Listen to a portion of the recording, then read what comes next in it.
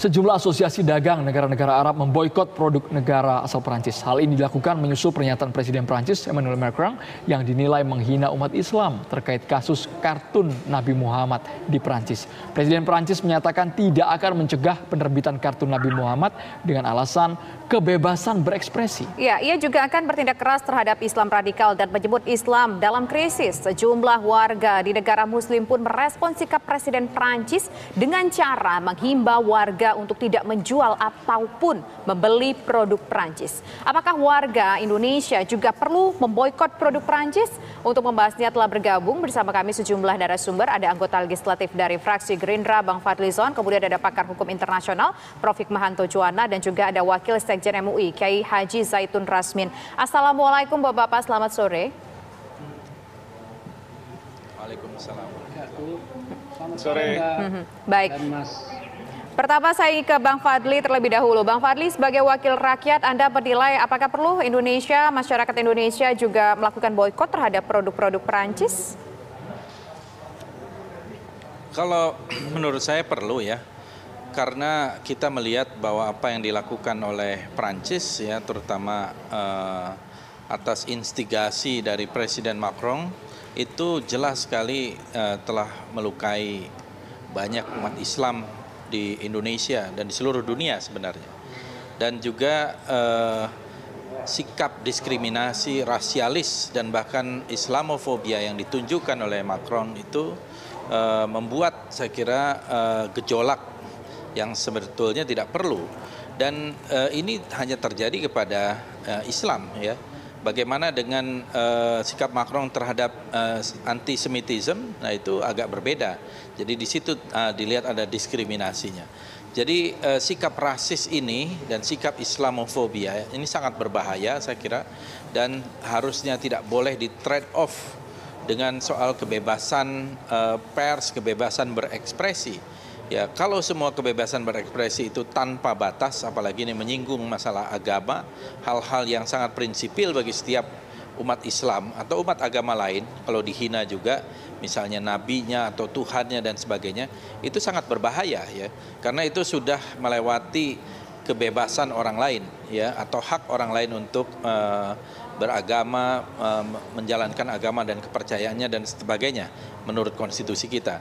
Jadi menurut saya sebaiknya, dan saya ikut menganjurkan, mari kita boikot saja produk-produk Prancis ini sampai Presiden Macron itu paham betul bahwa apa yang dia lakukan itu salah dan dia meminta maaf kepada umat Islam, karena yang ditujukan itu adalah Islam ya, dan Indonesia adalah negara Islam terbesar di dunia umat Islamnya. Saya kira waktu kemarin saya tweet ya tentang seruan juga untuk ikut mogok membeli produk-produk dari Prancis ini, sambutannya luar biasa.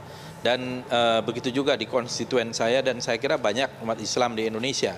Nah, tinggal harus diseleksi mana yang merupakan produk-produk dari Prancis tersebut. Ini sebagai satu tanda protes terhadap sikap yang menurut saya Islamofobia dan berbahaya terhadap demokrasi. Oke, lalu bagaimana pandangan dari Majelis Ulama Indonesia, Kiai Zaitun Rasmin, melihatnya bagaimana? Apakah memang perlu boikot produk Perancis karena sudah menyinggung hati umat Islam di dunia? Ya, Assalamualaikum warahmatullahi wabarakatuh. Alhamdulillah wassalatu wassalamu ala rasulillah ba'd. Sesungguhnya bagi kaum muslimin, ini adalah yang terpenting, bagaimana benar-benar menunjukkan kecintaan pada Rasulullah SAW. Dan salah satu ekspresinya adalah pembelaan pada beliau SAW ketika dilecehkan, ketika dinistakan, ya, dan ketika umat Islam tidak mempunyai jalan untuk membela Nabi SAW yang dilecehkan, apalagi didukung oleh negara dengan pidato presidennya sendiri, ya, Presiden Prancis, maka memboikot itu adalah salah satu hal yang bisa dilakukan oleh kaum muslimin.